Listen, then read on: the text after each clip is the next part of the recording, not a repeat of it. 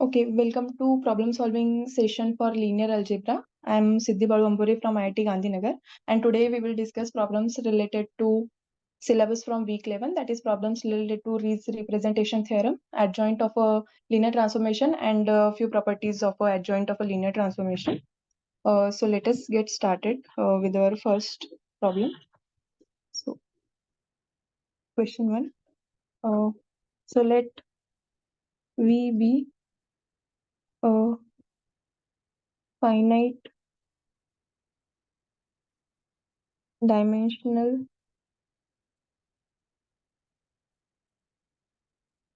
inner product space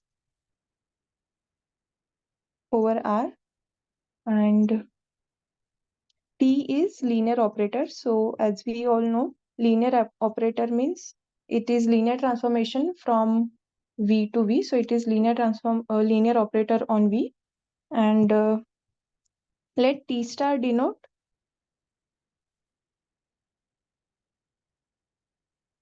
the adjoint of T, and then we have to check whether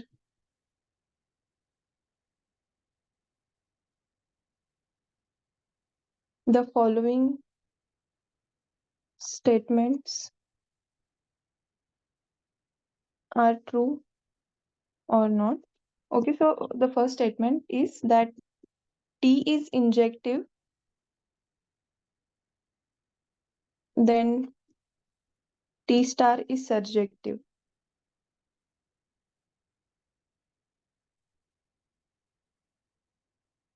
So this is our first question. So they are saying that T is injective, then T star is surjective. So if we have T from V to V, and they're saying that T is injective, then the corresponding adjoint T star. So in our case, T star is again from V to V, is surjective or not. Okay. So what is T star? So what we have relation between T and V is that for all V and W in V, T V comma W is V comma T star W. Okay, so this is like adjoint of given linear transformation. So they are asking that whether this, if T is injective, then T star is surjective or not. And please note that V is finite dimensional linear product space. So any guesses whether this is true or not, or anything?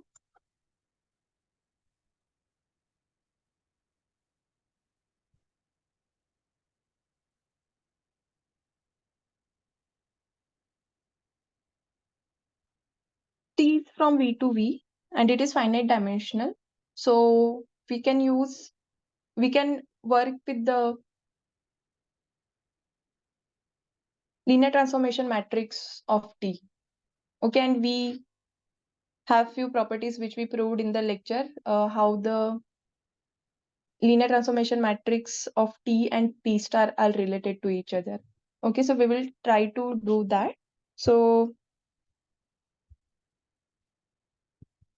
we know that if T is from V to W, so I'm writing the general statement for any given linear transformation from T to W is linear transformation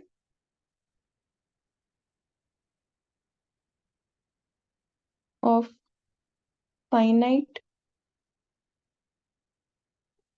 dimensional vector space,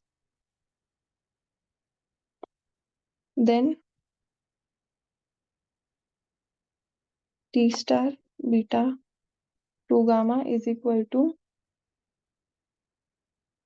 T gamma beta transpose. Okay, this is what we proved and in the lecture. So we will try to use this. Okay, so since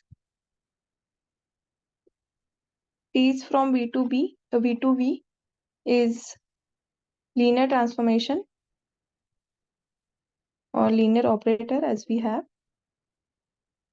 then let us denote A is equal to T beta beta. Okay, we can choose beta to be same on both domain and codomain. Even if we choose the different, it won't create any problem because we anyway know that we can transform from one linear transformation matrix to other linear transformation matrix using the by multiplying it by sufficient and suitable elementary matrices, and multiplying by elementary matrices won't change the rank and so on.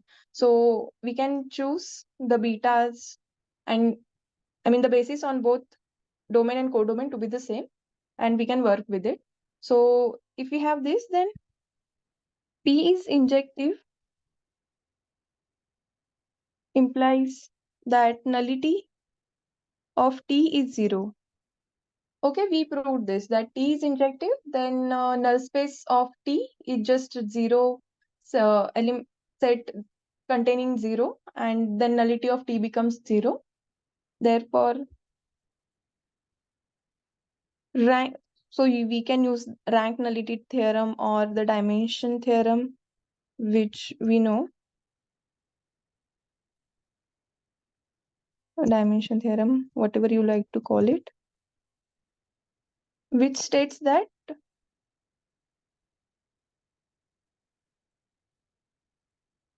dimension of V is equal to rank of T plus nullity of T. Okay, and if we assume let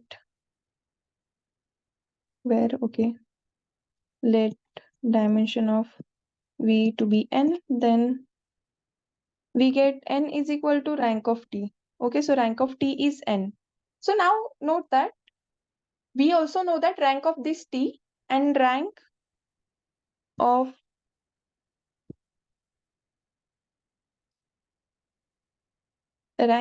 T, this rank is dimension of image space or range space of T, and this rank is matrix rank of this matrix A, beta to beta. Okay, we know this. This statement we know. We have been using this since long time. So this we know. So what we can do is, since as we have from since T is injective, we obtain that rank of T is n in this case. So this implies that rank of this A, which is this linear transformation matrix for T, becomes n. Then we know the rank of A and A transpose is n. Okay, but what A transpose is? A is what?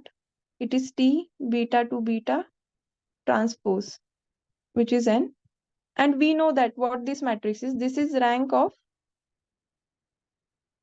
T star beta to beta, right? Which is n. We know this. T star beta to gamma. Yeah, we are just using this. Since both beta, gamma is also beta in our case, this T star beta to beta becomes this. So, and T star is also from V to V,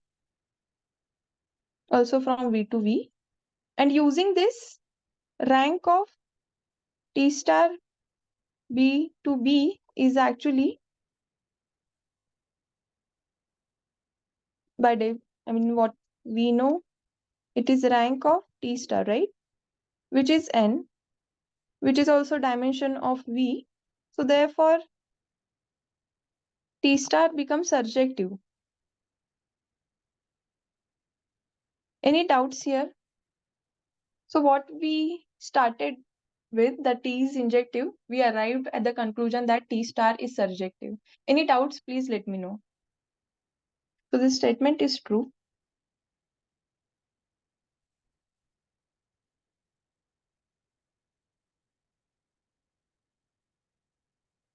Hello.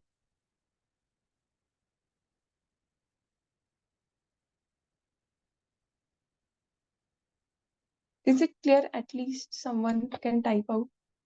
Or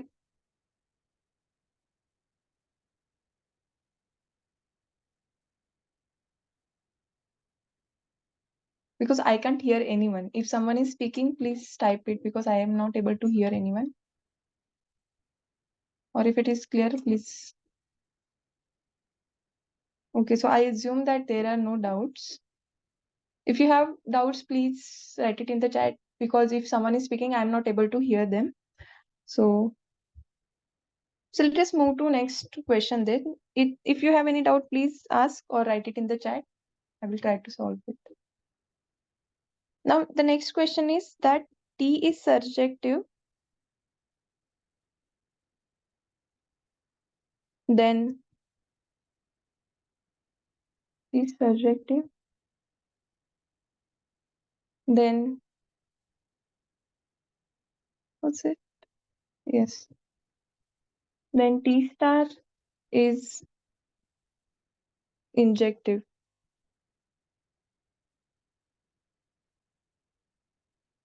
Any cases for this?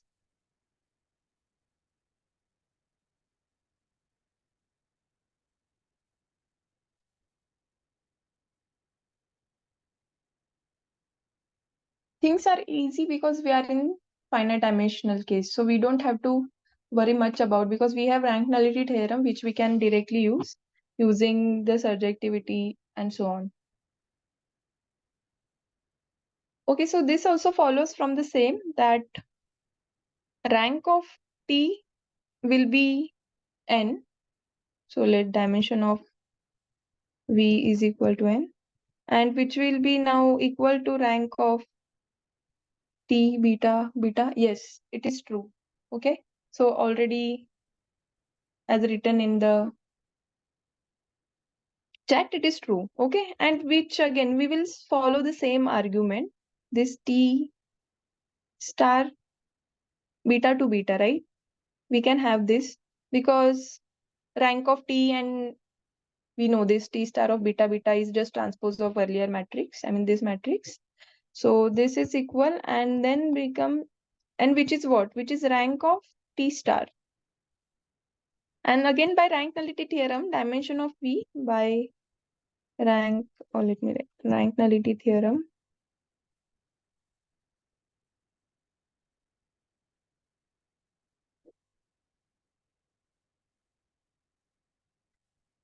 Again, dimension of T star now is, oh sorry, dimension of V is rank of T star plus nullity of T star. Okay. So dimension of V is n as assumed, and here also we got it is equal to n because we started here. So plus nullity of T star. So this implies that nullity of T star is 0. Okay, so this imply by definition, which I mean the results which we prove earlier that then T star become injective. Nullity T star is 0 means kernel of T star. Oh, sorry, not kernel. Null space of T star is just 0. And this gives us that T star is injective. Okay, any doubts? Or any suggestion or anyone like to make any comment here?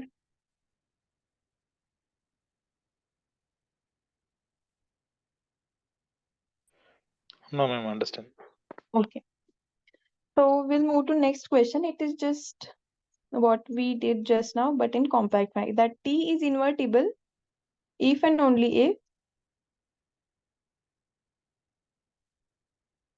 T star is invertible. Okay, so let A is equal to T beta to beta and or beta to gamma. Anything we can take. Okay, so since T is invertible, These imply rank of T is equal to rank of A is equal to N, right? And we know that if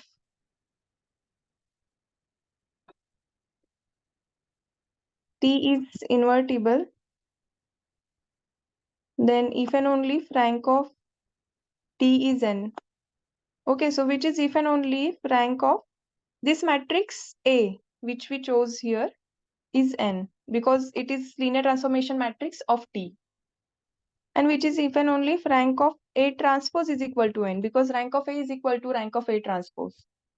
And which is if and only if rank of T star is equal to N, because again, let me write here that T beta beta transpose is T star, or since we are in beta gamma, T star gamma beta. Okay. So this is if and only if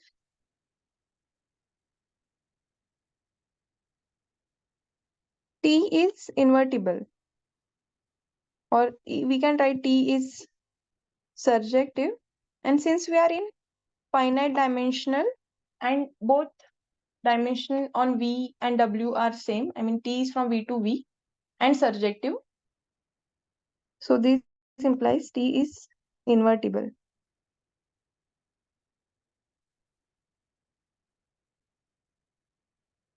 Any doubts here? Oh, not T, T star. Any doubts here? Okay, if you remember, we did that for finite dimension. For T from V to V, finite dimensional V, finite dimensional vector space.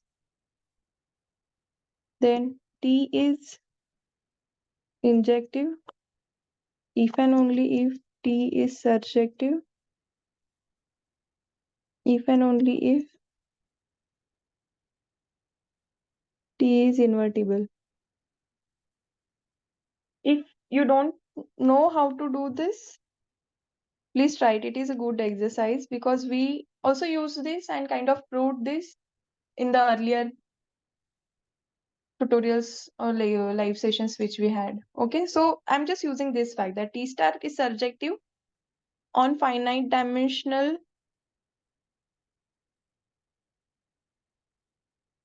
vector space. So that's why this holds. Any doubts here?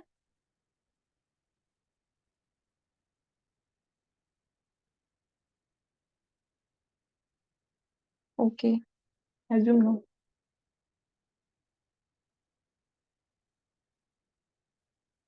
And fourth, they are asking, which we are already been using, that rank of T is equal to rank of T star. So this is what we anyway are using. So since we know that, it clearly follows from this fact that T star of beta to gamma is equal to T gamma to beta whole transpose, right?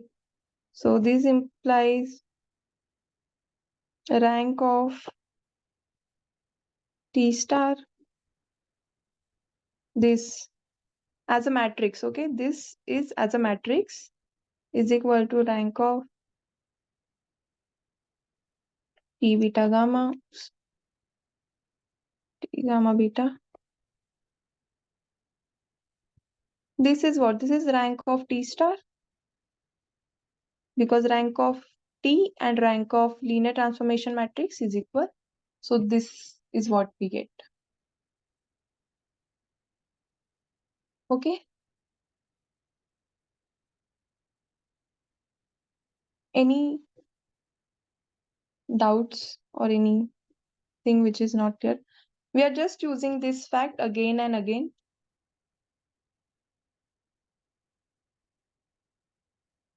And now the last for this first question, fifth part, that if S is any other linear operator. So it is again a linear operator on V. So S is again, that is S is from V to V. Then they are asking whether TS star, that is adjoint of TS, is T star S star or not. And any guesses here?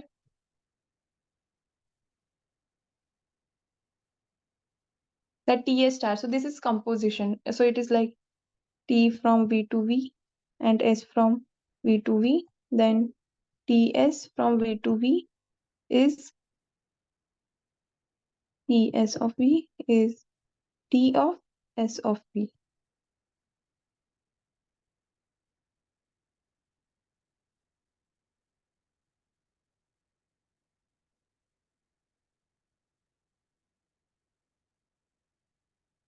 Any cases for this?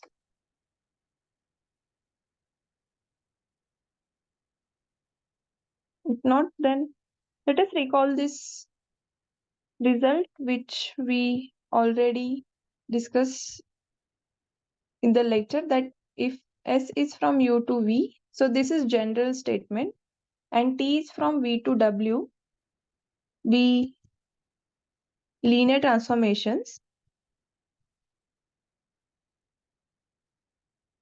between finite dimensional vector spaces, then TS star is S star T star. I mean, adjoint of TS star, TS is adjoint of S composed with adjoint of T, and not, I mean, the order changes. Here it is TS star, then we get here S star T star. And since matrices are not commutative, if I try to look at these linear transformations as matrix transformation or L sub A, which we have been discussing earlier, then we know that matrix multiplication is not commutative. Okay, so what I was saying is that, so by looking at that, we can say that this is definitely, so since TS star is equal to S star T star, which is definitely not equal to T star S star. So therefore, what is asked here is actually false. Okay.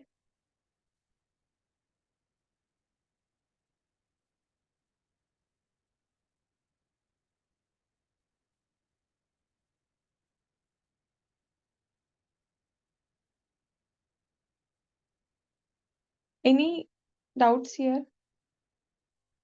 Ajam, these are all the properties which we already have proved in the lectures, and also a few basics which we have discussed in our earlier classes. So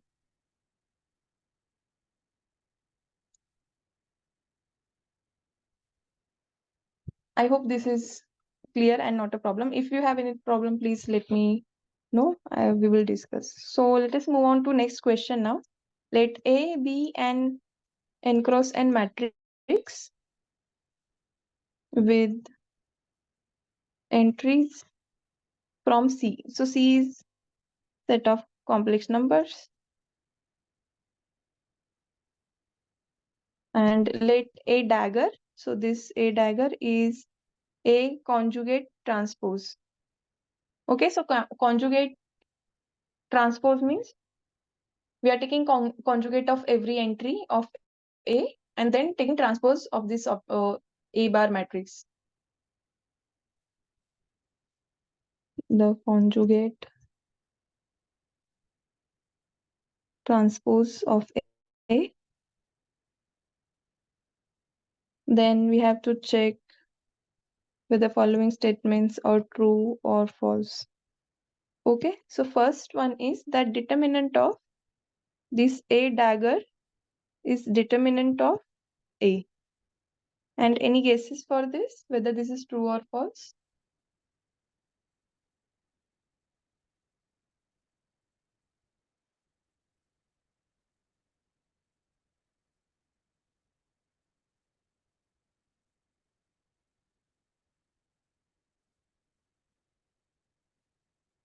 Any guesses?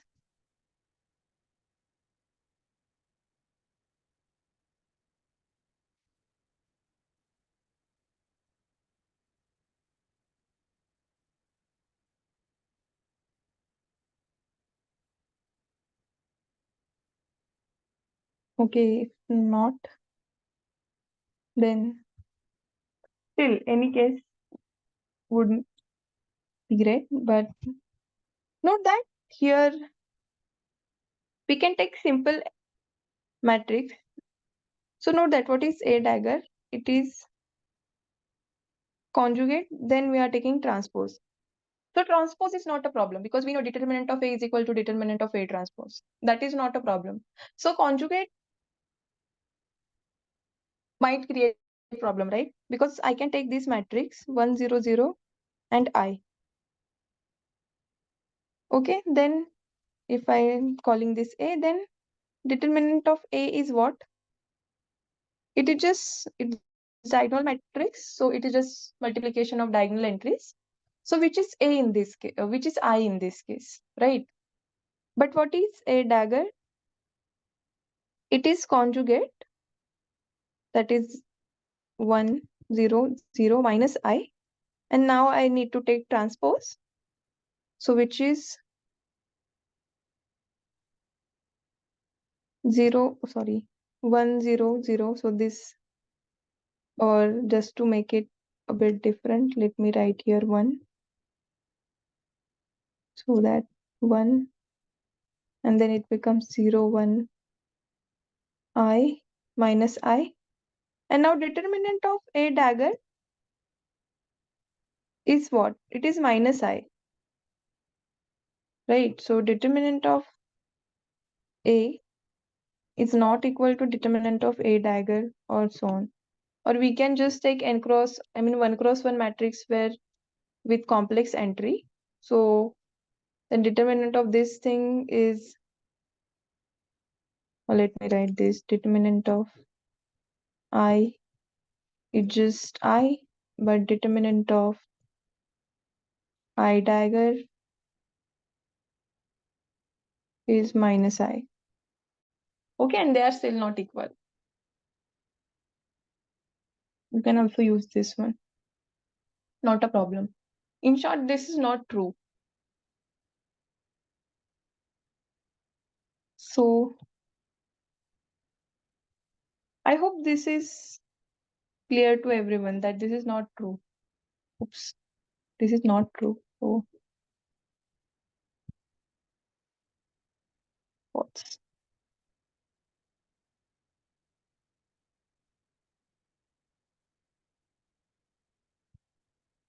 so now they are saying that now A determinant of A dagger is determinant of A conjugate.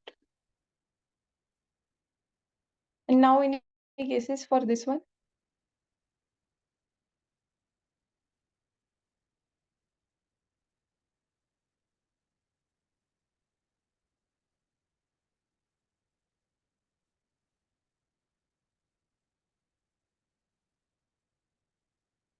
This is true or false.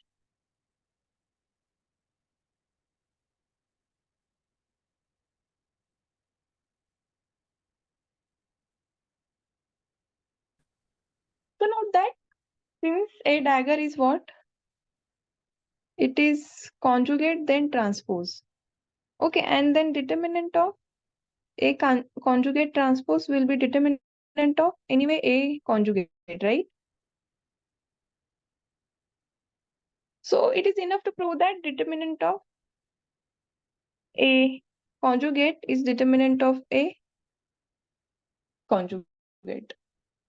Okay, determinant of conjugate of a matrix is equal to conjugate of determinant.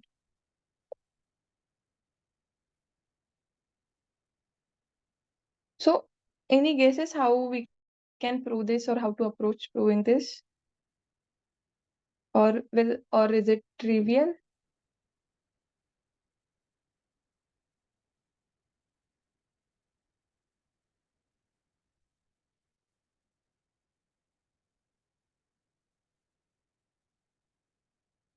Okay, so let us start to prove this. So we will try to prove by induction. So by when we say prove by induction, it is actually when we prove for base case, that is mostly n is equal to 1 or 0 or 2 based on the statement. And then we assume for k or k minus 1, and then we prove for k plus 1 or k as per the need or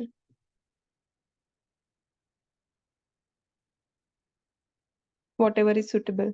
Okay, so we'll try to prove this by induction. Since we are in matrices, we'll start with n is equal to 1.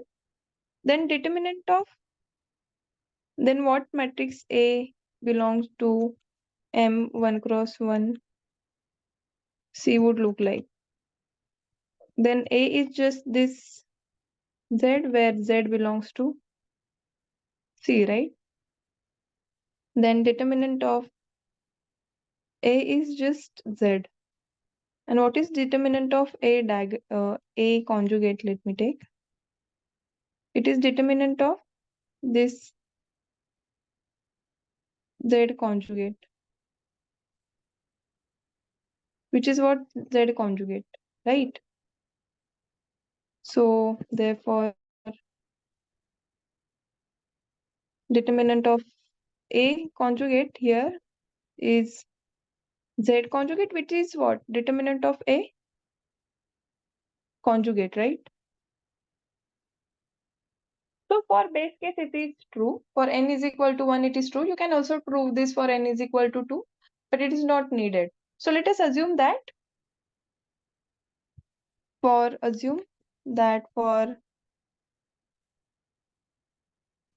A belongs to M n cross 1, sorry, n minus 1 cross n minus 1. If you have any difficulty, please let me know. Then determinant of A conjugate is determinant of A whole conjugate. So we assume from n minus 1 cross n minus 1 matrices. And now, so we need to prove for n is equal for n, okay? So let A belongs to M n cross n C. So we know that. So we will be using the definition of determinant which we used in the past, that okay, determinant of A is summation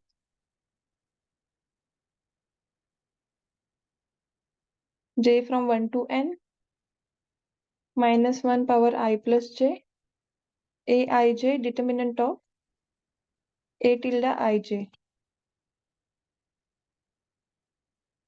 Okay, then determinant of A conjugate will be what? So A conjugate is a matrix such that all the entries of A conjugate are conjugate of entries from A. So for example, if my matrix is this A, B, C, D, then conjugate of this matrix is A conjugate, B conjugate, C conjugate, and D conjugate. That's it. Okay, so we are just taking conjugate of a matrix. So determinant, in the definition of determinant, this minus 1 power I plus j is a real number, so it won't get affected, but this entries aij and determinant of A tilde ij whole conjugate. Okay, so which is what? Summation j from 1 to n minus 1 power I plus j is equal to aij, determinant of this, because ij tilde is actually matrix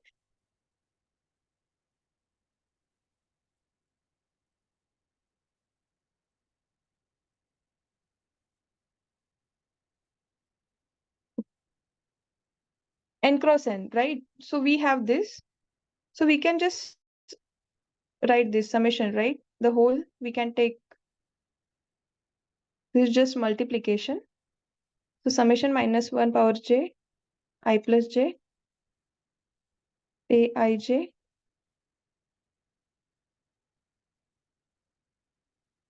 Oh, no. what I was saying is it will be Aij conjugate, A tilde conjugate, and then it will be whole conjugate because we proved this since Aij tilde is n cross n minus 1 cross n minus 1 matrix.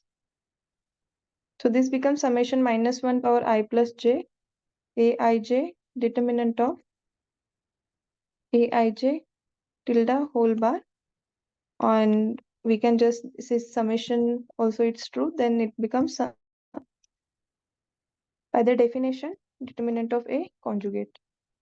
Any doubts here how it happened? I mean, this is Aij tilde conjugate, right? Here also we have to take conjugate of every entry. But using this fact for n minus 1 matrices, we can take this to be determinant of Aij, that is determinant of Aij tilde conjugate is equal to conjugate of determinant of Aij tilde. And since on multiplication and summation, the conjugate splits. So that's why we get this statement here. And whatever we have under this bar is actually by definition determinant of A. And that's why we get determinant of A bar is determinant of A bar for all A in M n cross n. Right? And what is determinant of A bar determinant of A dagger? It is determinant of A bar transpose, which is determinant of A bar as we know, and which is equal to determinant of A bar as we proved. So therefore, determinant of A dagger is actually determinant of A conjugate. Any doubts here? It is just using the properties of determinant and how this taking complex conjugate of an element works, how the complex conjugate of a element splits over addition and multiplication and so on. Okay, if any doubts, please let me know. Otherwise, we will move. Now the No, ma'am. third, yes, sir. Yes, ma'am. Clear, ma'am. Is it clear or it's not clear? Clear, ma'am. No Okay, doubt. okay, great. Okay, so we'll move to next question. Now, if A is an elementary matrix, then A dagger is an elementary matrix. Okay, so we know what elementary matrix is. It is just a matrix obtained by taking only or by applying only one elementary row operation on identity matrix. Okay. So what they are saying is that if A is elementary matrix, then A dagger is also elementary matrix. Okay, it is similar to what we did in our problem session 6 for proving that if A is elementary matrix, then whether A transpose is an elementary matrix or not. Okay, so it will be on the same line. So what is your guess that A is elementary matrix, then A dagger is also elementary matrix? And if S, then we have to show that what kind of elementary matrix is it is. So there are three types of elementary matrices, right? So first one is where we swap the rows of identity matrix. So the second one is we just multiply one of the rows by any scalar, non-zero scalar. And third one is we multiply one of the multiple of ith matrix is added to the jth row. Sorry, the multiple of ith row is added to the jth row. So only the entries of the jth rows are changed in that case. So those are three types of elementary matrices. So they are asking if A is elementary matrix, then whether A dagger or this complex conjugate transpose of a matrix is also elementary matrix or not. So any guesses?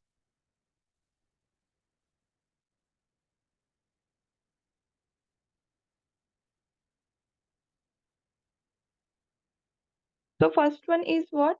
So let us start with this EIJ. So what EIJ? It is matrix with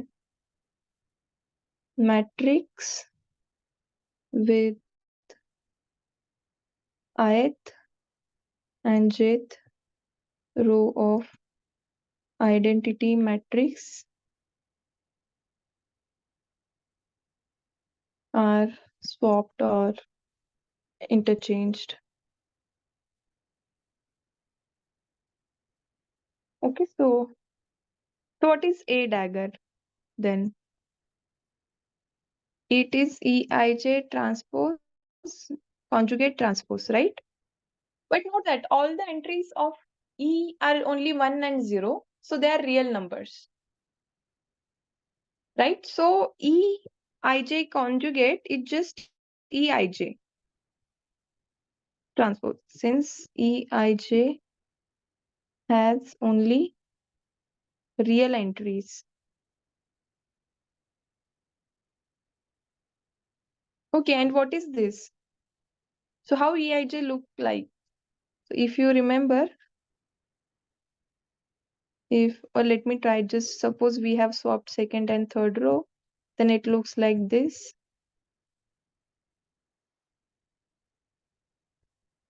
Okay, and if I take transpose of this matrix, how it looks like?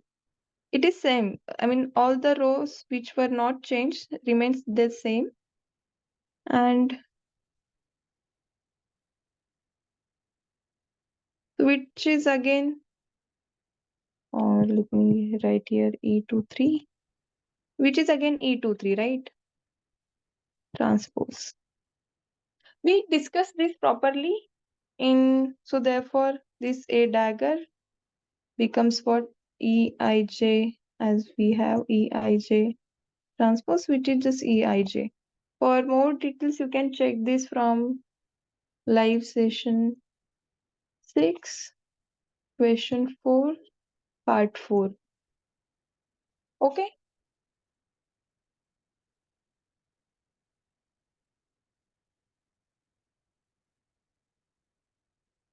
So is this clear?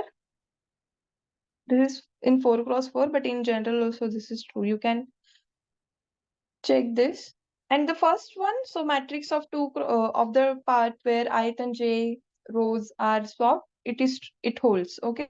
We have to check now for the second type of elementary matrices, which is matrices ECI. So ith row is multiplied by C, and where C is non-zero,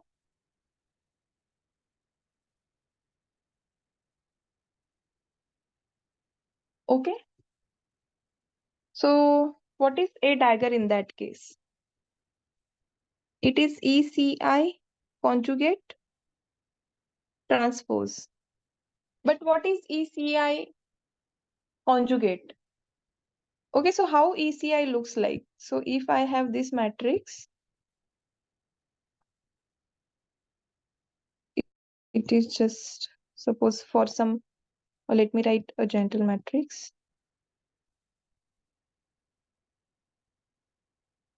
It is CI for some, at some entry, and then again it becomes 0, 0, 0, 1. So what is conjugate? So all the entries are not CI, only C. Okay. So entries are of the form 1, 0, 1, 0, and there is C somewhere. Okay, and C could be a complex number. So in that case, it is just 1, 0, 0 rest as it is, and only C becomes C conjugate. Okay. So it is what? E C bar I. Everything remains same as it is because 0 and 1 are real numbers. So conjugate of 1 and complex conjugate of 1 and complex conjugate of 0 remains as it is. And only the ith row where the ith, or if I call this ith entry, if E is I from I comma j from 1 to n, then only this ith entry is C. Okay, and when we take conjugate, only this conjugate remains. Rest remains as it is. So it becomes this. And transpose of this is same because it is diagonal matrix. ECI, EC bar I is diagonal matrix. You can check this. And it is therefore just E bar C bar I. Any doubts here?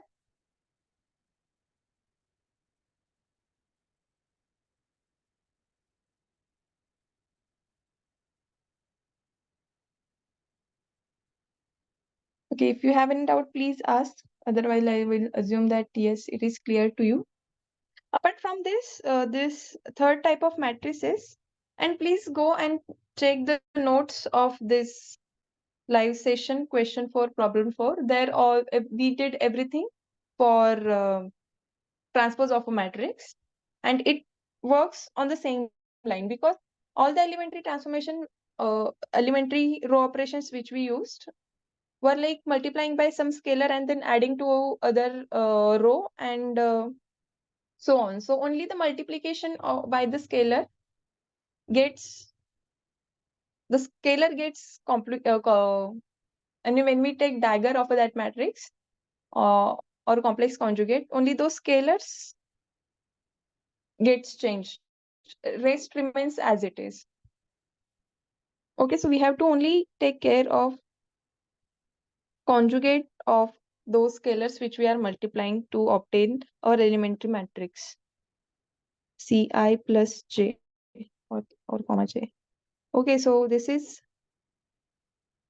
C multiple of ith row is added to jth row of again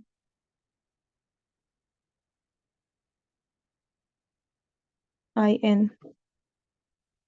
Okay, so E C I comma j means C multiple of ith is added to the j. Then its dagger is this complex conjugate transpose, and this, if you remember, it just this Ci comma j transpose. And if you remember, or if you don't, or let me write this for you. For let us take an example of 3 cross 3 matrix. If I have this 0 1 0, so this is elementary matrix. C multiple of second row is added to the first row. And if I take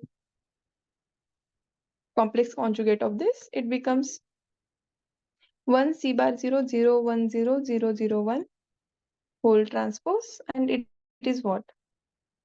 1 0 0 C bar 1 0 0 0 1, right? And it is what? Here the matrix was A C 2 comma 1, and here I got E C bar 1 comma 2, right? So here it becomes E C bar J comma I. Okay, we have properly discussed this transpose in our earlier session. So I hope this is clear. Even if you have doubt like how this is happening, please let me know. I will explain.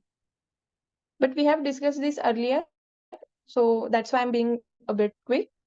But if you have doubt, please let me know. We will again discuss it. If not, then so this statement is actually true. Okay, we just saw there are 3 types of elementary matrices, and for all those 3, dagger of them again forms an elementary matrix, that is dagger or conjugate transpose of a matrix is again conjugate transpose of a elementary matrix is again a elementary matrix. Okay, and this one is last of this question which we are doing right now, that LA star is equal to LA conjugate, where A bar is a matrix. We know that it is consisting of entries which are conjugate of the entries of A.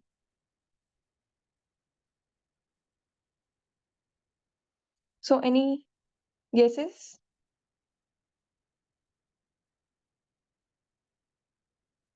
Or if you can recall anything which is discussed in the lecture?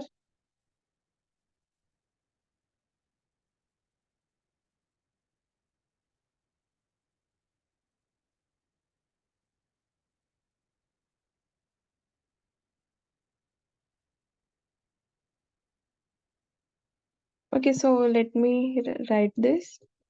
So this is the proposition which is already proved in the lecture, that let A be an M cross N matrix over F. So F could be anything. It could be R or C. That is, LA is from Fn to Fm. Then LA star is equal to LA dagger. Okay, so what this means is the adjoint of a LA is, so LA is what?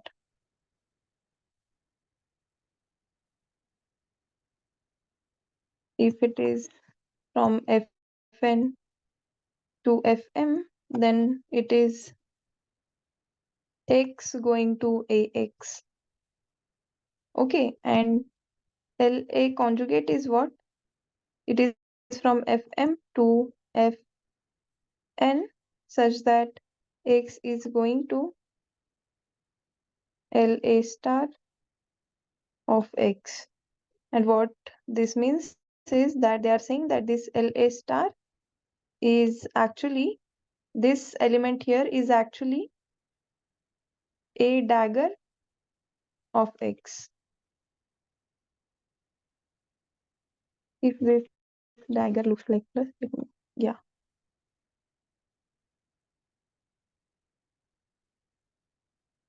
This is what this statement says. Okay, and this is, we already proved. And this then doesn't hold it, because, right, if A is M cross N matrix, then in that case, when we switch the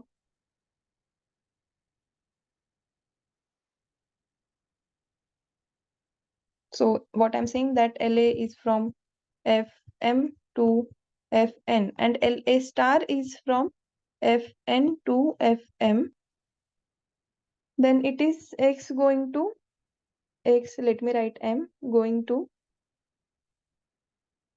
A, which is now N cross M to M, right? And if this is X N going to A conjugate X N, then this doesn't make sense, because this matrix is A bar N cross M, because we are just taking conjugate and multiplying it by Xn. So this is not even well defined for general N. Even in for square cases, we can just take matrices where conjugate and the transpose of a matrix is, I mean, the matrix is not symmetric. In that case, this LA star will not be equal to LA conjugate. Okay, is there any doubt here? This statement is false, okay, because what we were supposed to have here is actually LA dagger, and what we have here is LA bar, which is definitely not equal in case of A being not symmetric matrix or non-symmetric matrix. Okay, any doubts here?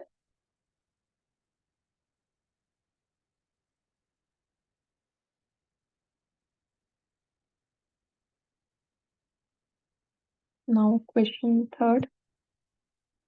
If you have any doubt, please let me know. Otherwise, we'll move to next question.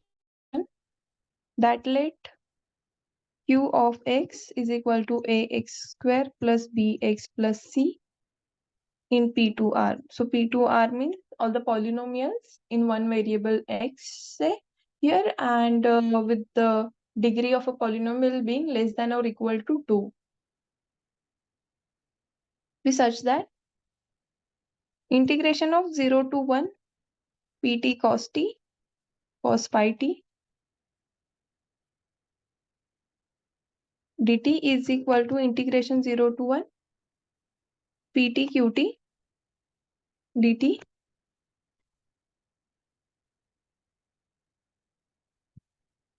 for all p in P2R. Okay, then the expression of q is already given. It is of the form ax square plus bx plus c. Then what they are asking is the value of pi square by 12 a plus b plus c is what? Okay, any guesses how to proceed with this? At least, I mean, how to start doing this question? How will you do this? They have given this information here and they are asking us to find this. So they have given this information and we want to find this. How to proceed? And this is true for every p here.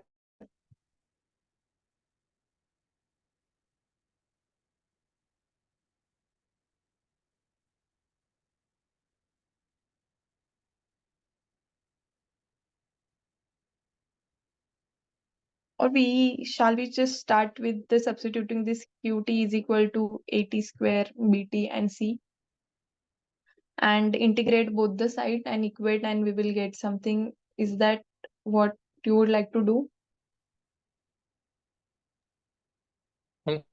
And take P of T as 1.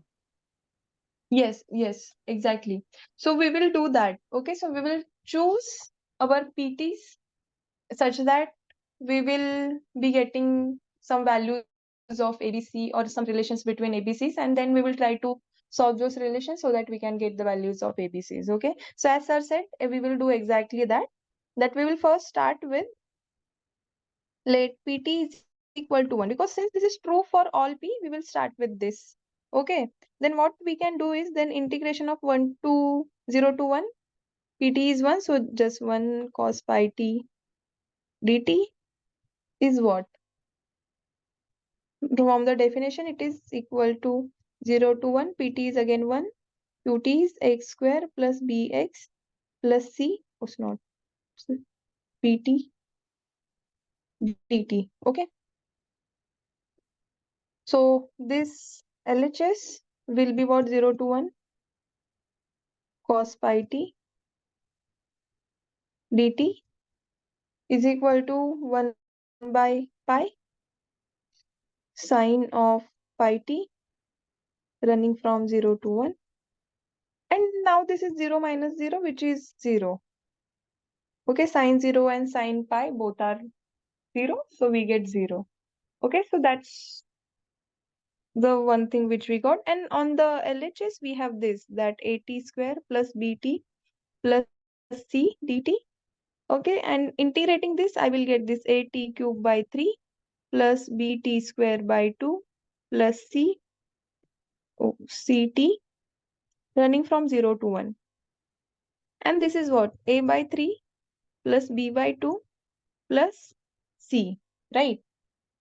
So since LHS is equal to RHS as per given condition, this implies this A by 3 plus B by 2 plus C is equal to 0. And this gives us what? 2A plus 3B plus C, 6C is equal to 0. Okay, so this is the relation which we obtained so far. Okay, but we still don't have anything else in our hand to evaluate the values of ABCs. So what is the second element which you would like to choose in order to get some other relation between ABCs, so that when we solve them, we can get some values of ABCs? Any other PT? Guess for PT? Let PT is equal to what?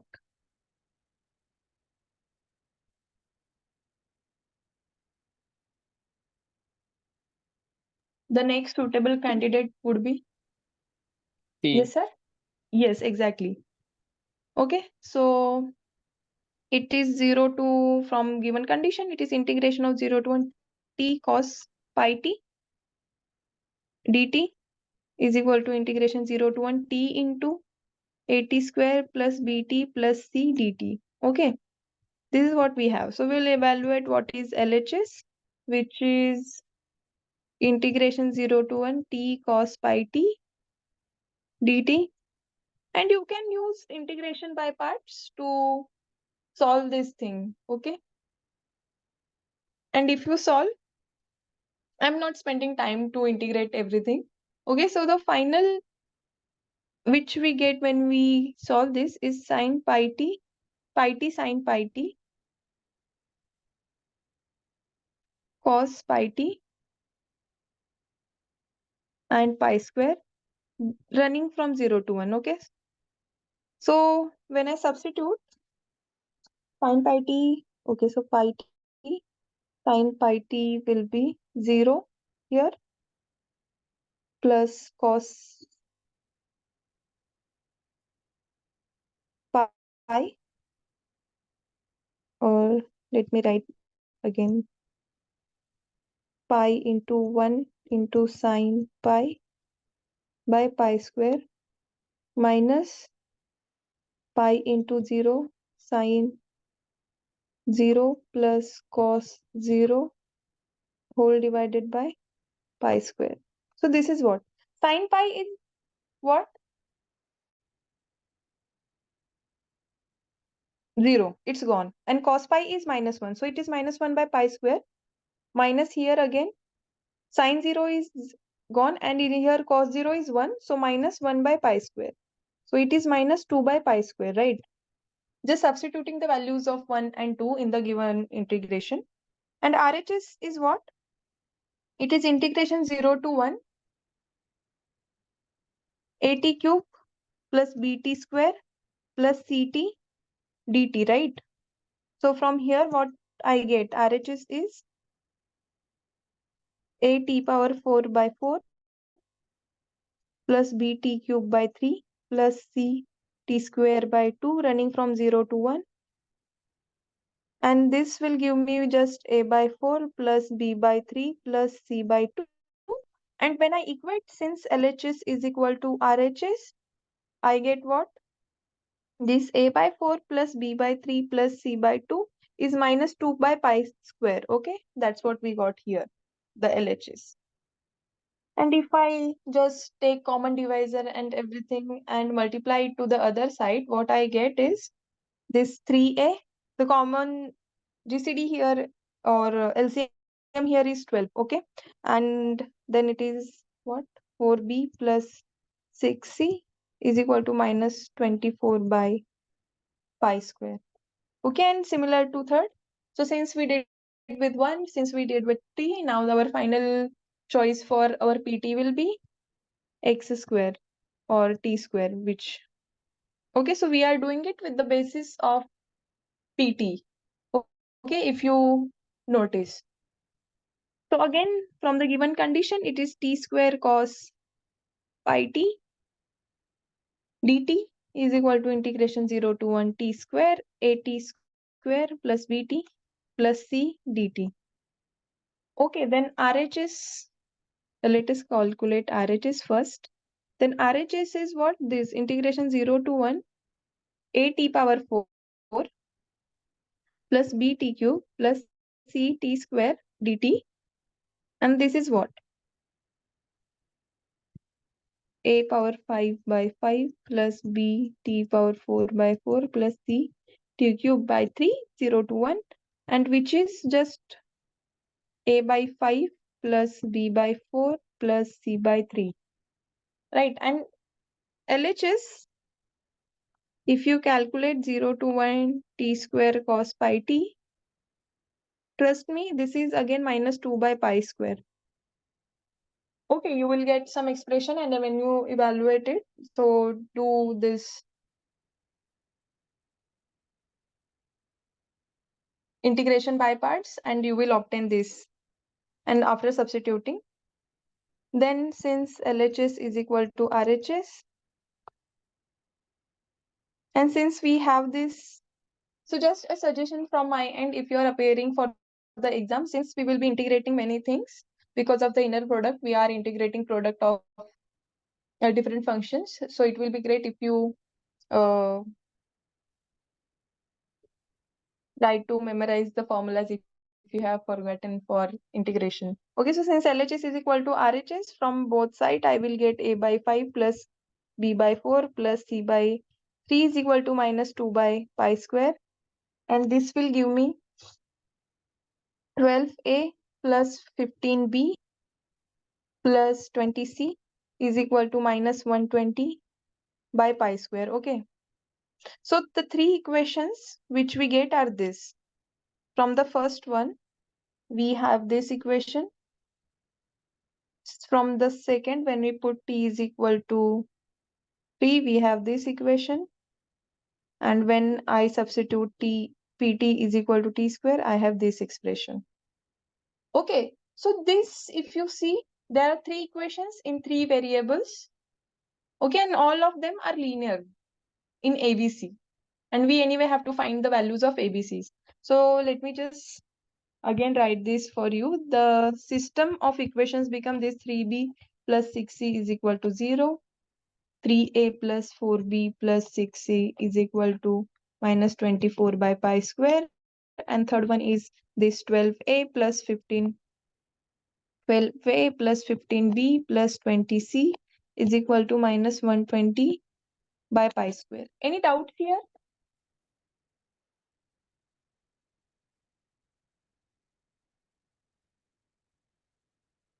So just solve this linear system of linear equations, and what we get here will be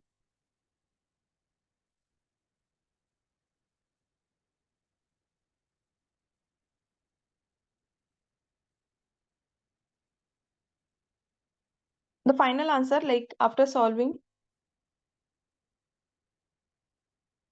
the system of linear equation, we get that a will be 0, b will be minus 24 by pi square, and c will be 12 by pi square.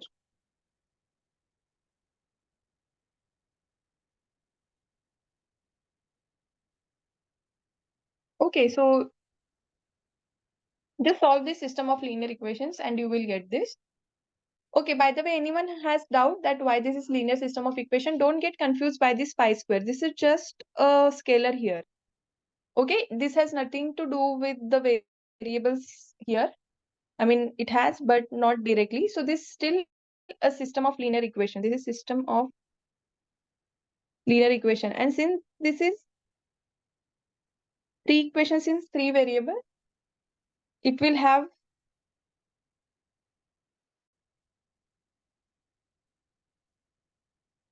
some solution either or not, or based on whatever the coefficients we have here. Okay, but try to solve this linear system of equation and you will get this. Okay, there are various methods which we use to solve the system of linear equations earlier. So what we were asked is to find pi square by 12 into a plus b plus c, right? This is what we were asked to solve. Find, okay, pi square by 12, a plus b plus c. So this is what? Pi square by 12 into a is 0 plus minus 24 by pi square plus 12 by pi square, right? And this is what? Pi square by 12. And here minus 24 plus 24 becomes minus 12 by pi square, and this is minus 1. Okay, so the value of this is minus 1.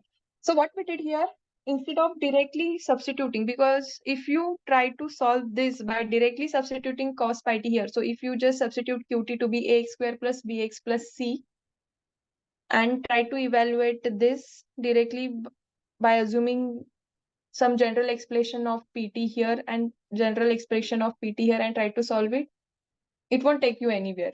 Okay, because I actually try to solve it and to see whether we arrive at some conclusion, but it just takes times and repetitively we get multiple integrations. Okay, so as suggested by sir, we have to choose PTs wisely so that we can get some relation between ABCs, and as we saw, we got this linear equations, and just solve those and we will get the values of ABCs. Okay, but when you do that, please try to see that PTs which you are choosing are linearly independent in that corresponding vector space, because if you take one and then take two here and three here, you won't get anything. Okay, I mean, even if you get something, that would be wrong, because you won't have any relation when just three equations you will have with multiple of each other. Okay, so when you choose PT, make sure that you use them properly. So any doubts here how we did this? Okay, so I'm not calculating here everything, but if you find any difficulties, please let me know. Okay, just this integration of pi parts you have to do, and then substitute, you will get this. And then finally, just this linear system of equations. There are various methods which we saw earlier also in the sessions, and you can apply any of those and obtain this. Okay, so for now, we got this, that pi square by this 12a plus b plus c is actually -1. Okay, any doubt here? Please let me know.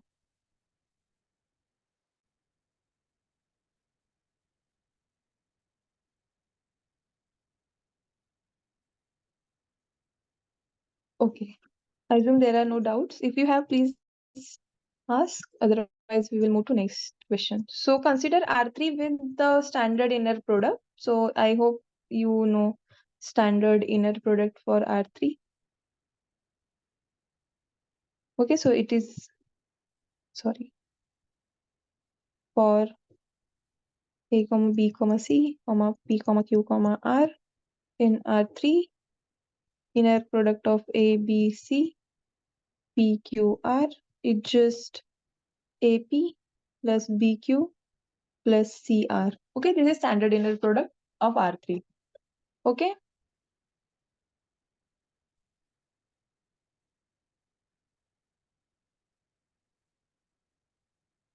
And then they are saying let G from R3 to R3 be defined by G of A, B, C is equal to A minus 2B plus 4C. And now they are saying that let Y be equal to this alpha, beta, and gamma in R3 such that this G of X is inner product of X comma Y for all X in R3. Okay, R3. So this is given. So they are asking us to find the values of alpha, beta, and gamma. Okay, the question is given like this. So they have given us this map G, and Y is something such that this G of X is inner product of X with this Y for every X. So we have to find this alpha, beta, gamma, or Y in general.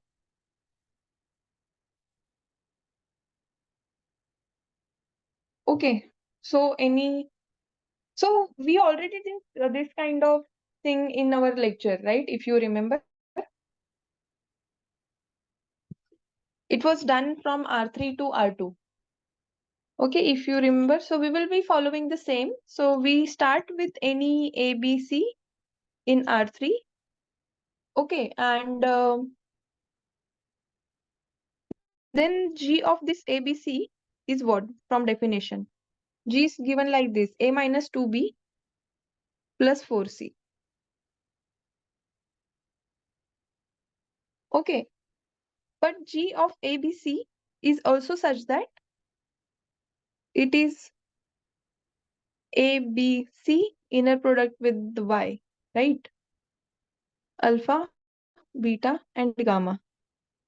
So from this, what we get that A minus 2B plus 4C is equal to alpha A plus beta B plus gamma C. Right. So if I now compare the coefficients of A, B, C's, I get that alpha is what? Here A is 1, beta is this minus 2, and gamma is just 4. Okay, so the alpha, beta, gamma, which we were asked, so this implies this Y is equal to alpha, beta, gamma. It's just 1 minus 2 comma 4. Okay, any doubts here? We are just comparing the coefficients of this alpha, betas, and gammas. Sorry, A, B's, and C. And then we get the value of alpha, beta, gamma.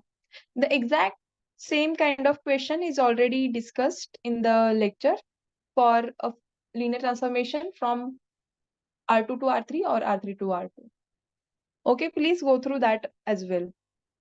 If you have any doubt, please let me know. Otherwise, we can move to next question.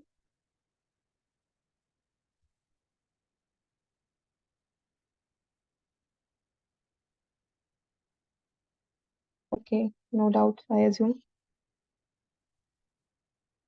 So now we are moving to next question. So now our T is from C2 to C2. Okay, so it is from C2 to C2, a linear operator defined by T of Z comma W is 2 square root minus 1 Z plus 3W Z minus W. Okay, and they have given that if T star of square root minus 1 comma 4 is A comma B, then find value of A and mod B. Okay, since we are in C, these ABs could be complex numbers. So they are asking us to find this value of A and this mod of B. So any guesses how we will start or how to start since we are from R2 to C2 to C2 now?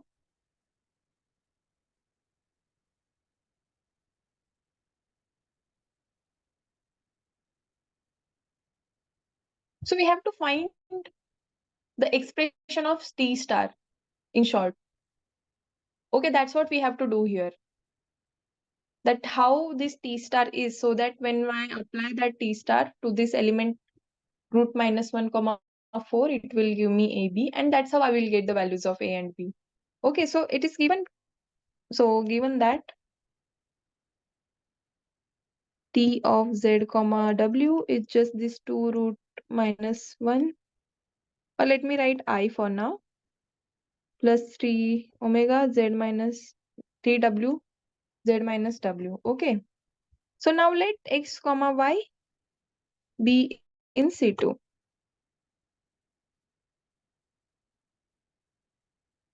Then what will this be?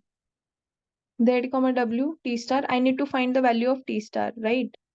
So I have to start with this. But this is what? This is T star of Z comma W comma X comma Y. Okay, by definition of T star. That is adjoint of T. Okay, so which is 2IZ? I'm just copying what I wrote here. Oops, not T. T of Z comma W. Plus 3 omega 3W comma Z minus W X comma Y. And if I just by definition take the inner product, what I will get is 2IZ plus 3W into X minus or plus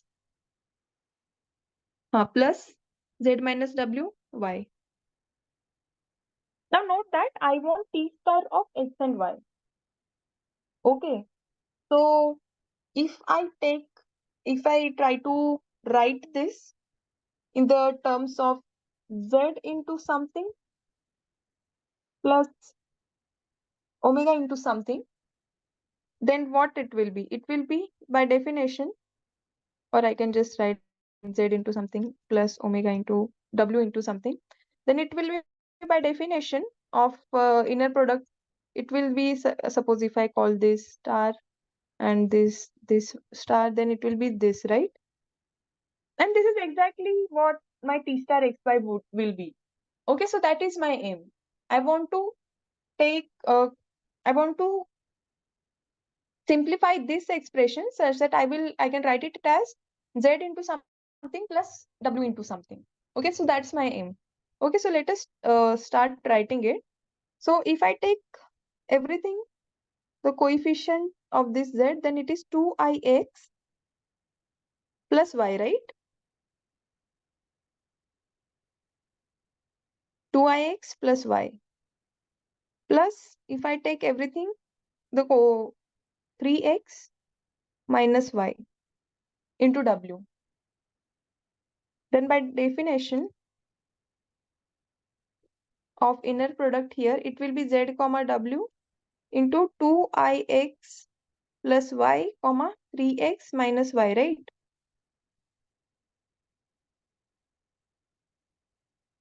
So therefore, t star x comma y is this 2ix plus y comma 3x minus y. Any doubts here? How we got this? Just simple simplification of the given expression. So since we are asked to calculate this t star of minus root 1 comma 4, this t star of root of minus 1 comma 4, just substitute it here, and what I will get is 2i into square root minus 1 plus 4 comma 3 into square root minus 1 minus 4. Okay, and what is this now? This is 2i into I, so it is minus 1. So 2 into minus 1 plus 4 comma this is 3i minus 4. So this is minus 2, sorry, 2 minus 2 plus 4, then 2, 3i minus 4. Okay, and therefore a directly becomes this 2, and b, we were asked to find mod of this b. So what it is? It is square root of, let me write it properly. Mod of b is 3i minus 4 minus 3i, 3i minus 4, which is square root of 3 square plus 4 square. It is square root of 9 plus 16, which is equal to square root of 25, and it becomes 5. Any doubts here?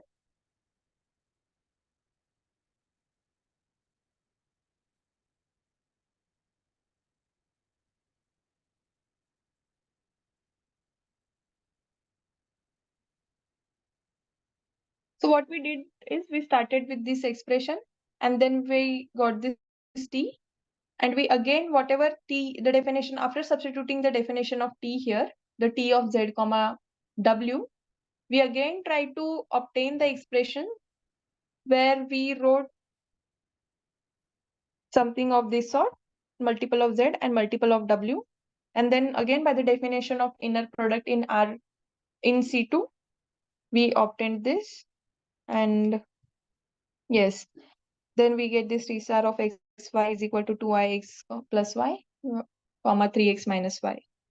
Okay, any doubts here? Please let me know. This is exactly what we did in this question as well. We took this inner product, and again, we didn't have to write anything extra, or we did not need to solve anything, because since here we were from R3 to R, so the things were easier comparatively. Any doubts, please let me know.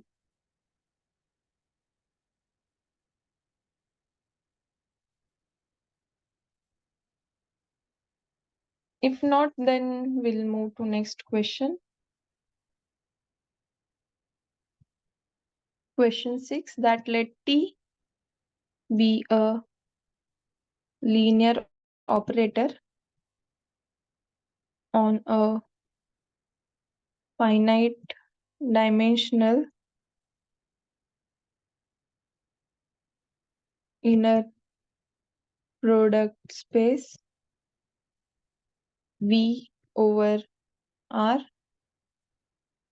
We denote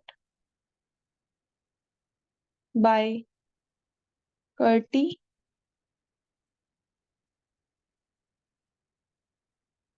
the null space of T. Okay.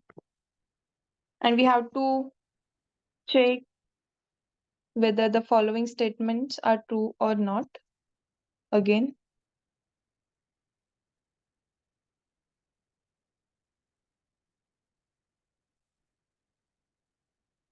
And the first one is that let U be a subspace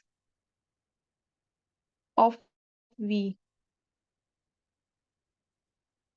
Okay, V is finite dimensional. The subspace of V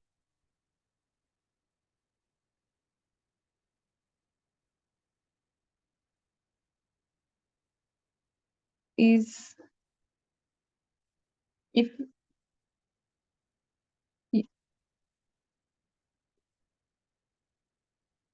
they are saying if,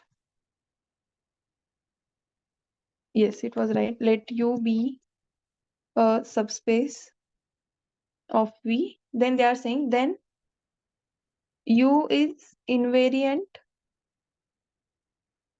under T if and only if U per, that is orthogonal complement of U, is invariant under T. Okay, I hope you remember what is invariant. So W is called invariant or subspace. The subspace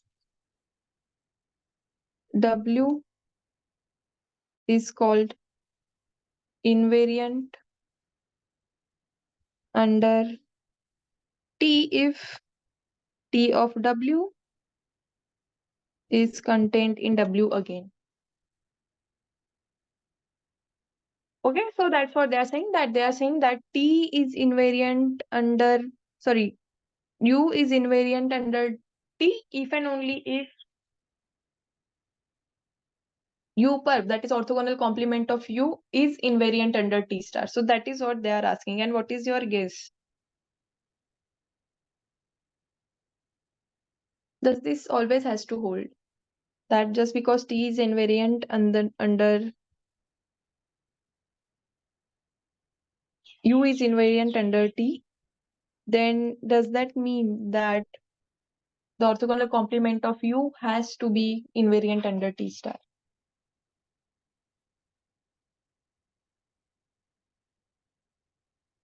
Any guesses? Like this statement looks like it could be false or anything which you feel by looking at this statement. It could be true or false.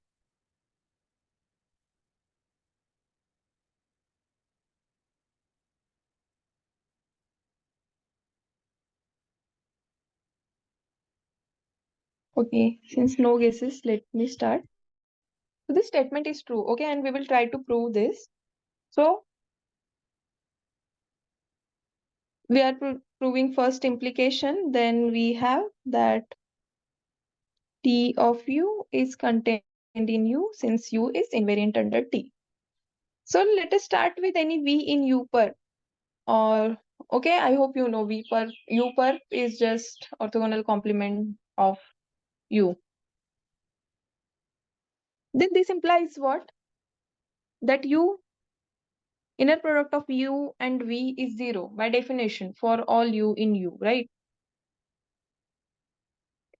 So this implies the inner product of TU comma V is also 0 for all U in U, because note that TU is in V.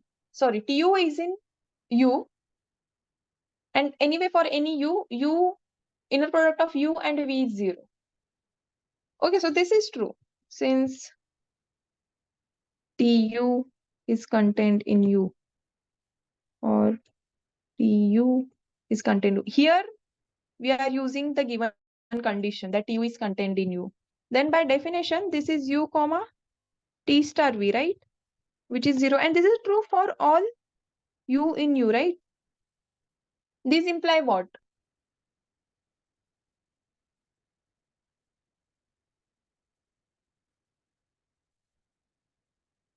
This t star u, t star v, this belongs to u perp, right?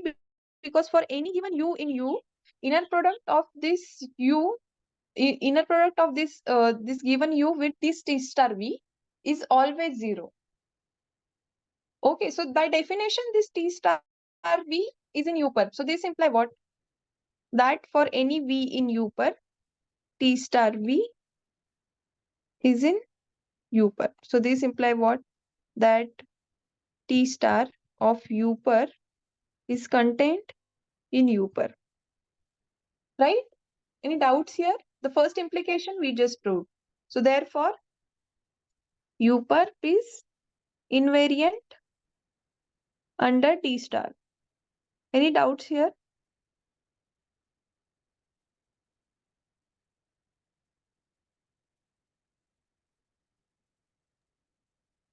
No, ma'am.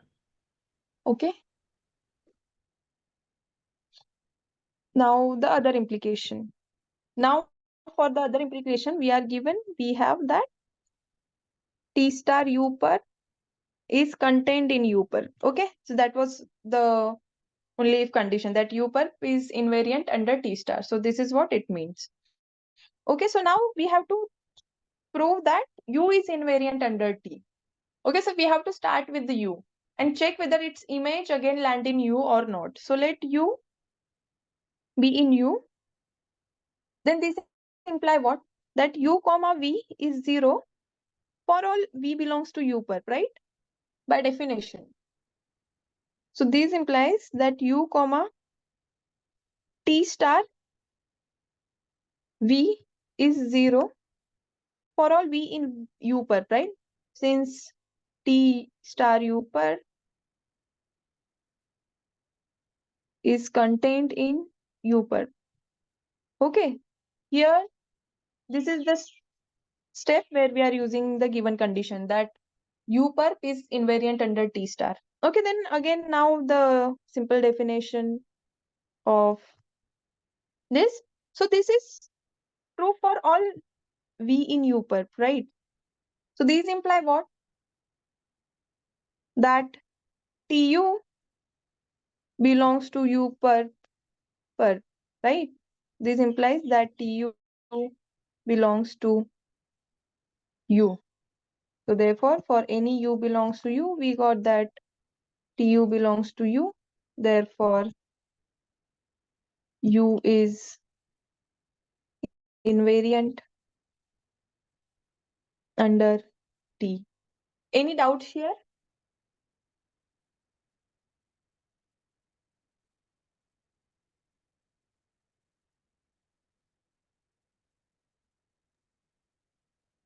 No, ma'am. No. Okay. Similar to the above proof. Yes, sir. Exactly similar to what we did earlier. Just using the fact that they are orthogonal complement of each other, and this property of our adjoint of a linear transformation. This property is where we are getting that switch from t star to t and t to t star. Okay. So just simple implications of the definition and we arrive at the conclusion. So this statement is true. Ma'am, from Yes. the above proof, each step is if and only if. Above t star u perp First is u perp. implication or first implication. This one you are saying? Yes. Yes, sir. This is definition. So V in U per this is just a definition. I mean, this is anyway definition of some I think element. each step is if and only if.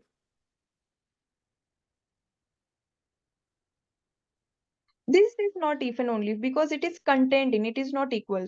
So just I mean TU is contained in U, so it could be proper also. So here it not if and only if. Because if TU is smaller. So here I'm saying that it is holding for bigger than for smaller. This is not if and only if, because we can't reverse, because here I have tu comma v is 0 for something inside u. So tu is here and u is here. Okay, from the given condition. So from, if I want to go from here to here, I mean this transition, let me just use another pen here. Then here I have some implications for smaller set and I'm going to this bigger set, which need not hold. Okay, ma'am. Is this okay? Okay, ma'am. Yeah. I hope this is clear, right? That's not a, I mean, why we Yeah, can't just go, yeah. Okay? yeah, I clear, ma'am. Yeah. Suppose if and only if we can stop a first step. Yes. Okay. So I hope this one was okay. If there are another few like more doubts, please let me know. Otherwise, we will move to next. Okay. So now they are giving this norm of TV. TV is norm of V for all V in V, if and only if this TU comma TW is U comma W for all U comma W in V. Okay, so this is the given statement. And what are your guesses for this?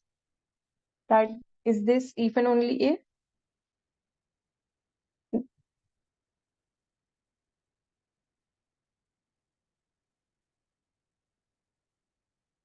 This implication is true, right? By the definition, this one. But how to go from this to this? So let me write this implication for you. That this TU, given that TU comma TW is equal to U comma W for all U and W in V. Okay, and I need to prove this. So what is this? Norm of TV square is TU comma TW, right? But by definition, this is, oops, not.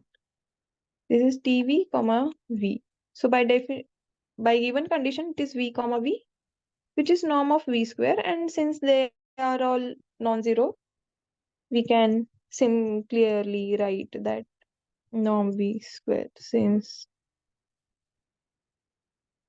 norm TV greater than equal to 0 and norm V greater than equal to 3. So this implication is okay, but what about the other implication? That here the information is about only one V. Okay, so this information, the first only if part, the information given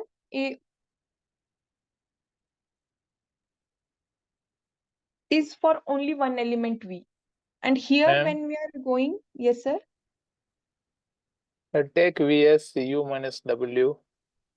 Okay, U minus W. Okay, we'll go with U minus W then. Okay, so for this implication, you are saying that okay, let me just write for our V for all V in V. Okay, and you are saying let V is equal to U minus W, right? Or let U comma W be in V, then set U V is equal to U minus W. Then you are saying to take inner product of Yes, ma'am. TU minus W comma TU minus W, right? Yes, Then yes. it is, yeah. Then it is, let us simplify TU. Sir, if you don't mind, can I take plus so that I don't have to worry about or let me just write this only. Minus TU minus TW. Then it is TU comma TU minus TU comma TW minus TW comma TU plus TW comma TW Is it okay? Right? And here, since we are having this from the given condition, it is vector space over R. Okay, the inner product space over R. So this it is symmetric. Okay, instead of conjugate symmetry, I have symmetry TU as it is minus. I can just take this TW twice because since TW comma TU is equal to TU comma TW, as we are working over R. Is it okay? So we have this. And now let us do this. What is this T or U minus W comma U minus W? Right? We need to solve this also because given condition is what? TV is equal to norm of V. Okay, so the TV we simplified. Now we are simplifying this T only for V. So it will be U comma U, similar to the earlier one, minus U comma W minus W comma U plus W comma W. And again, we are in real inner product space. I can just write this to be plus W comma W. So since norm of TV is equal to norm of V for all V in V, this implies norm of TV square is also equal. And it is what? This is also for T of our U minus W, which we did, is equal to square is equal to norm of U minus W square. And it is what? Inner product of TU minus W, comma TU minus W is equal to U minus W, comma U minus W. And what we got here was, it is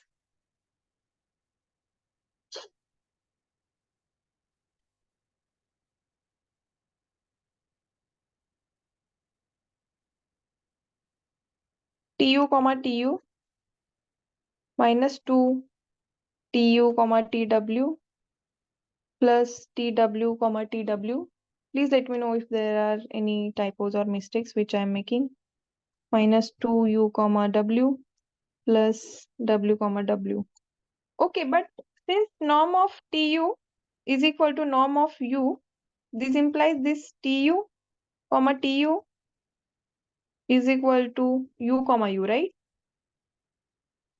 And similarly, norm of this TW is equal to norm of W, and this implies this TW comma TW is equal to W comma W, right? So in this expression, from here to here, I can just go and write that minus 2 TU comma TW is equal to minus 2 U comma W. So since we can just cancel out 2 and we get this. Any doubts here? We could have just done this here itself, but that's okay.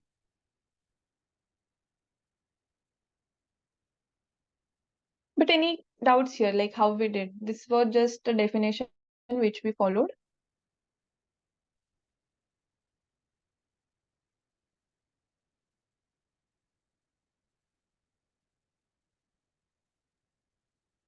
No, Okay, no, if you still have any doubt, please let me know.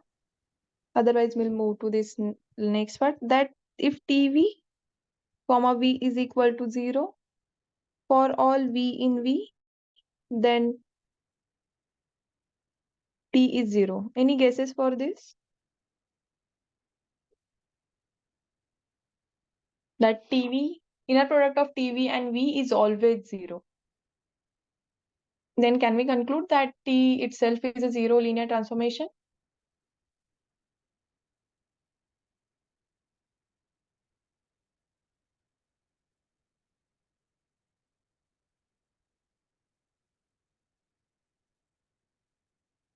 Any guesses, any intuition that this will be true or false or anything of that sort?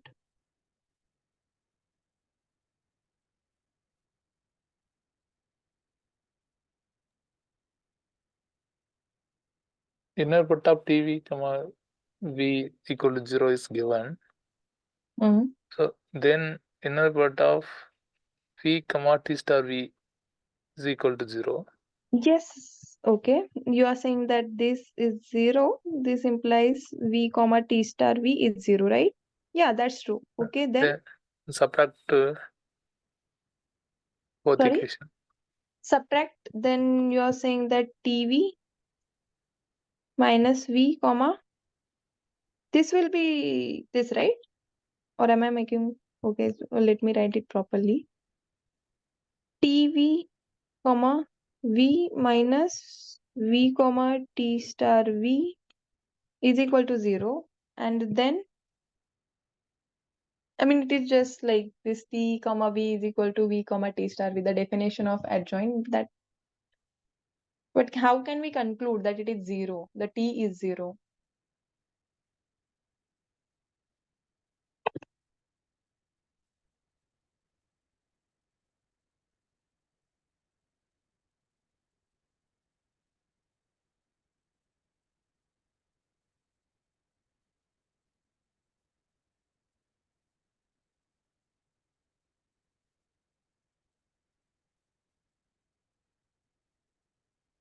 Any guesses how to proceed? Okay, so note that TV could be anything. Okay, I can always have TV such that, yeah, sir, Inner product of 0, comma V is equal to 0 by definition. 0 comma V is equal to 0. Yes, sir. Now subtract. Okay, so you are saying I am operator 0. 0 dot V 0 V, comma V equal to 0. yeah, that is 0. So if, so it is the other way around. If T is 0, then this is 0. That's okay. But if TV comma V is 0, then can we conclude that, okay, this condition is satisfied for 0 linear transformation? But that's what Oh, they are so asking, that sorry. if we, Just I yeah, try. yeah. They're saying that if TV comma V is 0, then can we conclude that T is always 0? Because if T is 0 transformation, then that is there because TV is 0 and 0 in a product of 0 with any vector is 0. So that's okay. But either the other implication is true or not. Can you think that I can define a linear transformation such that this TV comma V is always giving me 0, but the T is not 0, at least for one T of one vector V.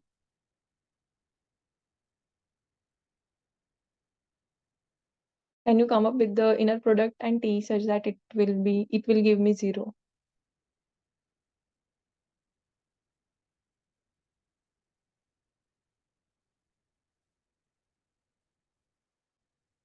Okay, so this statement is not true. It looks, but it is not. Okay, this statement is not true, and we can see this example. So let's take T from R2 to R2. Okay, simple with the standard inner product. And now can somebody give me example that how this A comma B will go to?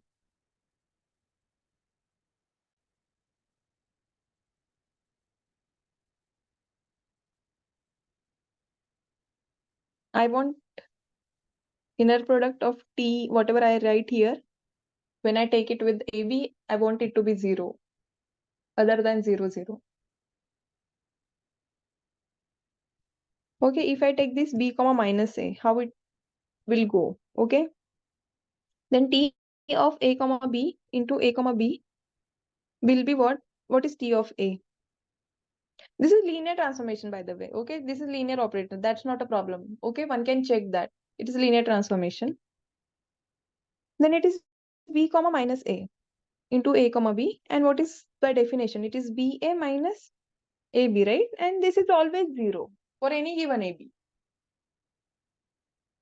Okay, but this linear transformation is definitely not a zero linear transformation. Okay, so this is counter example for this.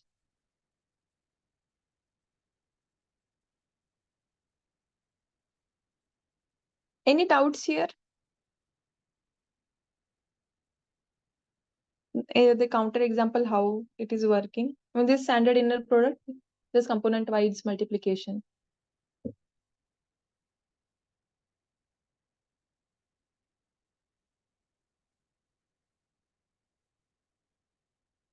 Okay, so the statement is tempting that we can that we would like to conclude that t is 0, but that's not the case. We can have inner product, because inner product we can define the way we want, and also t we have liberty to define the way we want, and such that t comma b will always end up getting 0, but they both t and v need not be 0. Okay, so we got this nice example from R2 to R2 where the TV comma V, the inner product of TV and V is always 0 for any given V in the vector space R2 for our example, and then but T is not 0. Okay, so let me write here. This is counter example. Okay, if doubt, yes sir. Yes, understand. But Sorry, sir. converse true, la. Yes, True. converse is true. T is 0, then always TV comma, because T from V to V is such that V is going to 0, then TV comma V Trivial. will be what? 0 comma V. Yes, it is trivial. Then it is always 0. Because 0 into any inner product is always 0. Yes. Oh, okay. Okay. Yeah. Converse Yeah. is true. Yeah, clear. Okay. Any doubts now for this question? Not, then we will move ahead. I think this proof is based on contradiction method. Which this? So this was a counter example given for this statement. Yeah, And counter this example I is understand. converse. Yes. Proof based on contradiction method. We can prove How to prove this statement this statement. without counter example? Sir, so when the statement is false, we we give a counter example. I mean, that's what I know. If the statement is true, then we can prove it. If it is false, then we can't give mathematical proof of it that it is false. We have to give a counter example. I mean, that's Oh, what I know. oh, Okay. okay. I Yeah. don't know. But Okay. just Okay. I'm asking. Yeah. I mean, as far as I know, if the statement is false, we try to give a counter example. And if it is true, then we try to prove it. A statement could be negation, or statement could have negatives. I mean, the statement could have negative implications. But if we are saying that it is true, then we prove it. And if we want to conclude that it is false, then we give counter example. Yeah. Oh, okay. Yeah.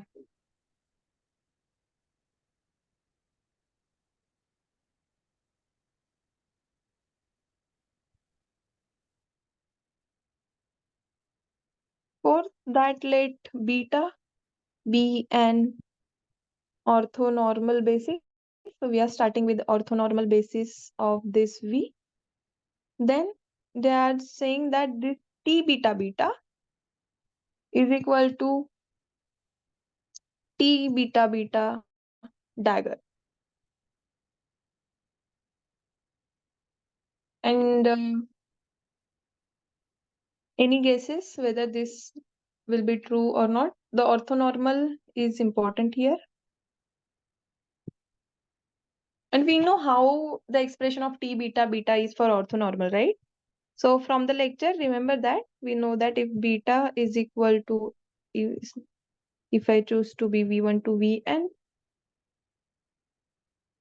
orthonormal basis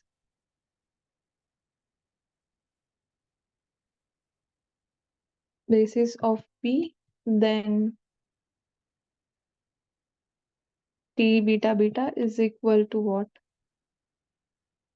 Since we are from T beta beta, so this is what we did in the lectures as well. If you remember, we did this TV1 comma V1.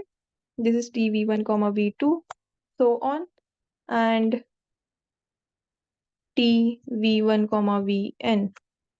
If you remember, and this TV2 comma V1, TV2 comma V2, so on, V2 comma Vn. Similarly, TVn comma V1, TVn comma V2, and so on up to TVn comma Vn. Okay, and then what is dagger of this matrix? T beta to beta, dagger is, we have to take conjugate, then transpose. Okay, so I will be writing directly both. The conjugate means this TV1 comma V1 conjugate, right? And the transpose. So whatever is in the row is now going into the column. Whatever in the column is going to the row. So if I am writing this column as a row here, then it is TV1 comma V2 conjugate, so on, TV1 comma Vn conjugate, right? Similarly, now the second column I'm writing as a second row, then it is TV2 comma V2 conjugate, TV2 comma, sorry, V2 comma V1 conjugate, TV2 comma V2 conjugate, and now TV2 comma Vn conjugate. Similarly, the last column is now my last row, TVn comma V1 conjugate, TVn comma V2 conjugate, so on up to TVn comma Vn conjugate. Okay. Is there any problem? I'm just writing the definition of dagger here. The complex conjugate transpose. I just wrote that. And which is equal to what? So note that this T, we started with, let me just show you, that T is a linear operator and on finite dimensional inner product space and over R. Okay, so over R, we know that the conjugate, so this inner product for our V, so this inner product of V cross V is to R. So this TV1, TVI, comma Vj belongs to R for all I, comma j, right? So I can just write this matrix to be, what is happening? This T beta dagger will be just this TV1 comma V1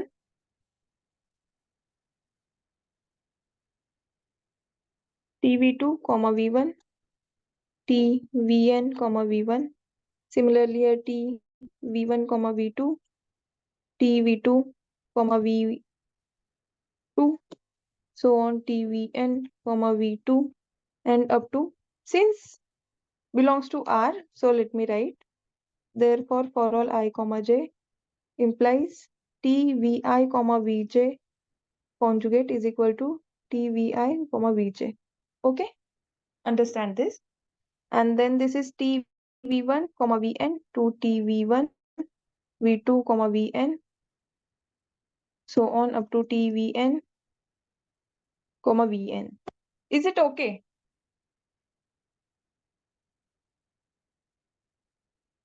And then what it is? Now since we are in real inner product space, we also have symmetry, right? Tu comma V is V comma U, right? For all U comma V in V. The symmetry is there. In complex vector spaces, it is conjugate symmetry. That is, we have to take complex conjugate. I mean, if you remember, for complex, in complex, inner product space.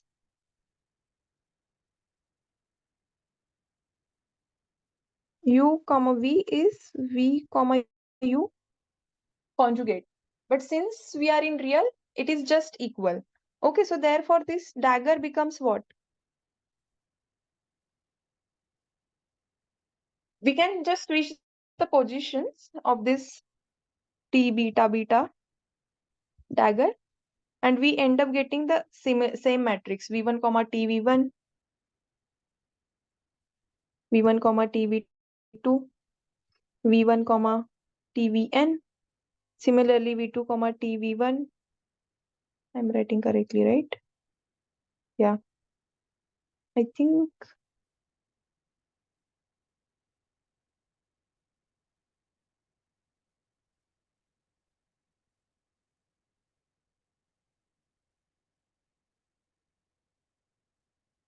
And so on.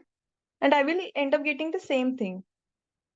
TV2 comma TV2, so on, and V2 comma TVN, and which is nothing but what we started with. Okay, T beta to beta. Any doubts here?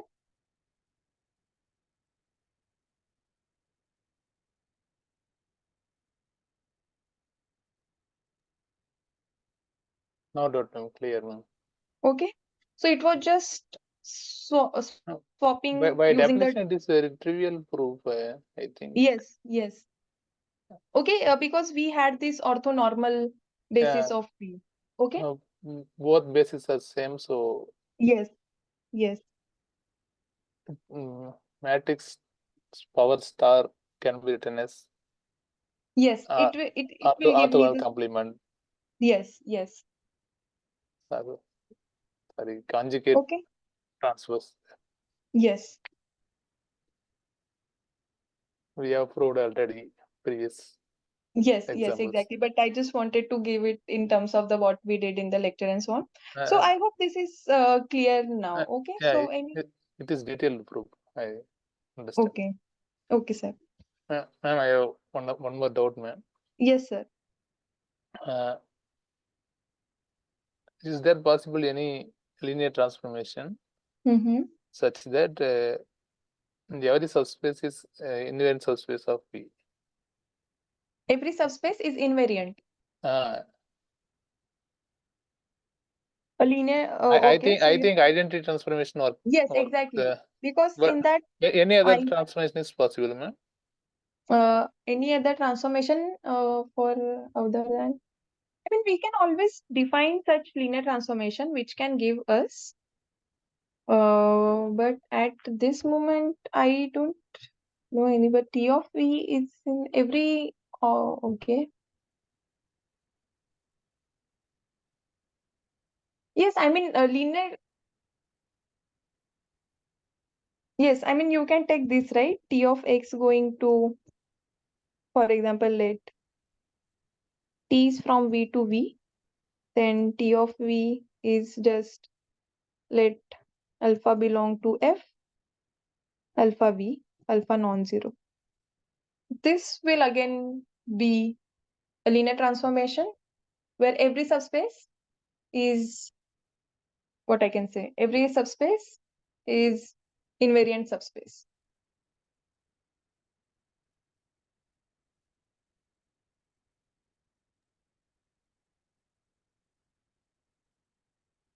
Because see, what is for let W subspace of V, then T of W is what? Alpha W, where W belongs to W, right? But this is subspace, right? So I can just take W such that 1 by alpha W belongs to W. This is subspace. So we can have, I mean, if something is generated by W and something is generated by alpha W will be same because it is linear transformation. So scalar holds. Scalar won't change anything. Am I making sense here. Yes, since alpha not equal to 0. Sorry, sir? Here alpha not equal to 0. Yes, alpha not equal to 0, because if 0, then in that case it will be just 0 linear 0. transformation. Yeah, that's not, that won't give me That any. trivial that case.